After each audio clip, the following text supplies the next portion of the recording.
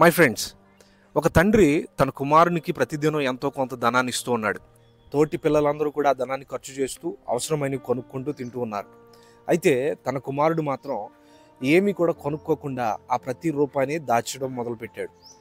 ఆ దాచిన ధనమంతటిని ఒక దినాన పోగు చేసి ఒకరోజు తన తండ్రిని ఎదుర్కొంటూ, నాన్న, నీ కొరకు ఒక బహుమతిని తీసుకొచ్చాను, ఈరోజు నీ పుట్టినరోజు కదా, బర్త్డే కదా అని అన్నప్పుడు ఆ యొక్క తండ్రి ఎంత సంతోషంగా, నా కొరకు బహుమానం తెచ్చేంత పెద్దవాడు అయిపోయావా అని తను ఎంతగానో ప్రేమించి హత్తుకోవటం మొదలుపెట్టాడు.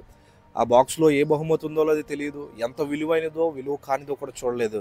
కుమారుడు చేసిన పనికి ఎంతో సంతోషపడ్డాడు. నిజంగా యవ్వన కాలం కూడా దేవుడు మనకిచ్చే గొప్ప బహుమతి.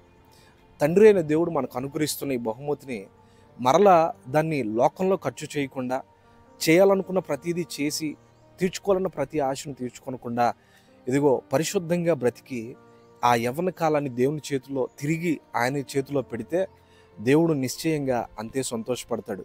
మన జీవితాంతం కూడా దేవునికి ఇచ్చే ఒక బహుమతి ఏదైనా ఉందంటే మన పరిశుద్ధమైన ఆ యవ్వన కాలాన్ని కాపాడుకున్నట్టయే. యేసేపు తన పరిశుద్ధమైన జీవితాన్ని ఎంత అద్భుతంగా కాపాడుకున్నాడు. అందుకనే యేసేపును దేవుడు ఎక్కడైనా విడిచిపెట్టినట్లు మనం చూస్తామా? లేదు. యేసేపు యవ్వనస్తులందరికీ గొప్ప మాదిరిని నేటికి రానున్న తరానికి కూడా అందించాడు. ఈరోజు నీ యొక్క యవ్వన కాలము, నీ యొక్క పరిశుద్ధత కూడా రానున్న తరం వారికి గొప్ప మాదిరిగా ఉండునుగాక. దేవుడు నిన్ను అట్టి కృపతో నడిపించునుగాక. God bless you and may God bless you all.